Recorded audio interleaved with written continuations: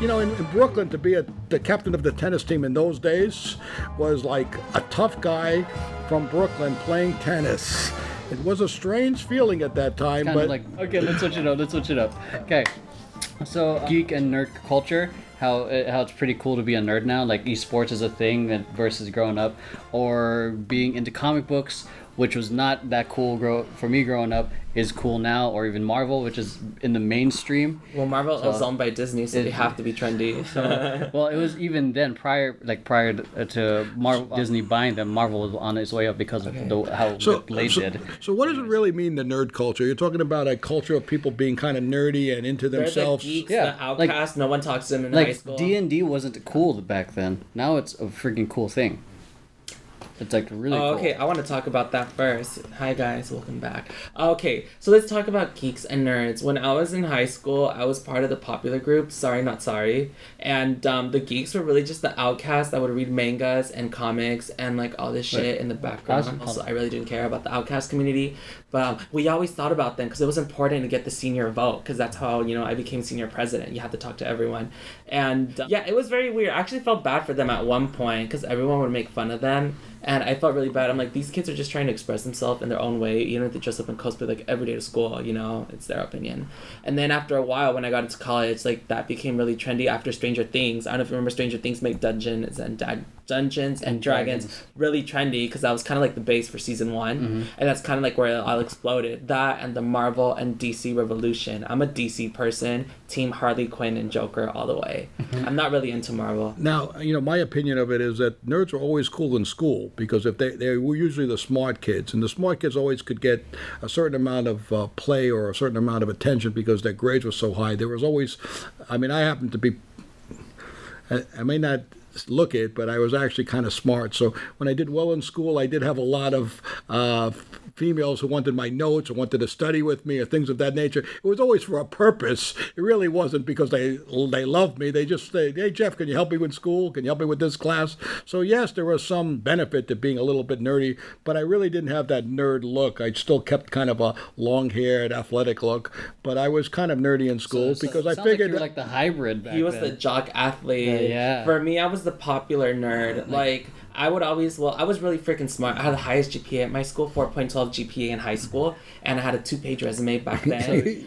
He loved to. Here's his entire resume. Check me out on LinkedIn. He's very self-promoting, isn't he? So you were athletic and you were also super smart. So, yeah. Okay. So the one that I was a captain of my tennis team. I was a national racket sport champion in paddle tennis, and I did really well in school. But that was only because I realized that I may never be an athlete.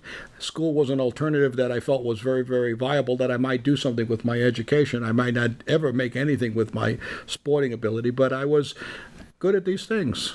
I was really good at them. I got some accolades. In Brooklyn, to be the captain of the tennis team in those days was like a tough guy from Brooklyn playing tennis. It was a strange feeling at that time, but it wasn't really I kind of tried to put it into mainstream. That's what I'm trying to say, because it wasn't like a cool sport at that time, but everybody knew me as kind of like a street kid kind of thing, so that the fact that I played tennis, it became less like... It was kind of looked down on, but then when I was in it... It's not the common thing to do, so to speak. Well, people, football, baseball... For example, I was on the swimming team, I was on... Yeah, no, for example, in my high school, it wasn't cool for guys to dance. And my school, and the jocks and the dance team were always butting heads, but to not... For one to transition to the other was kind of weird, because it was kind of two different cultures or two different worlds. Albeit the dance team has won for 20 years straight, but anyway. And your football team has won 2 games. Yeah. So what were you in school then? So we have the popular, a little bit nerdy, we have the jock nerd. So what were you? It's hard to say, to be honest. I never really fit into one group. I would say I consider myself more maybe for the first 2 years I was more like the outcast, because I was a skater punk kind of guy and did okay at school. And then joined my dance team, which was essentially the only team that fucking mattered at the school, because everyone else sucked shit. But I guess I transitioned to a little bit more prep look, the Abercrombie, which was popular at that time. Abercrombie, yeah. So is that more the prep stuff? Well, I'm a little lost. Like, I'm a little lost, but you know what? I understand. Wait, so you don't know Abercrombie and Fitch, Aeropostale, Hostel? It's a- I know the brands, but I don't know what that look would be. Like if you said to me, "What an Abercrombie book?" I would think it's like a preppy-ish look. Yeah. Yeah, it was. But that was a pretty guess because I know that it's kind of a preppy store. Like in my day, there was Izod, the alligator. Yeah, People. that was a preppy look. like are that around that era, like the early, mid 2000s. That was the It was popular like look. the girls, their sexy outfit was you wear a polo shirt with a little like spaghetti strap on top and a little skirt or like jeans. My day, there was mini skirts, tight pants. I mean, pants that people would be on the floor to try to get into. That's still a thing. No. I still wear It's those. not. It's not.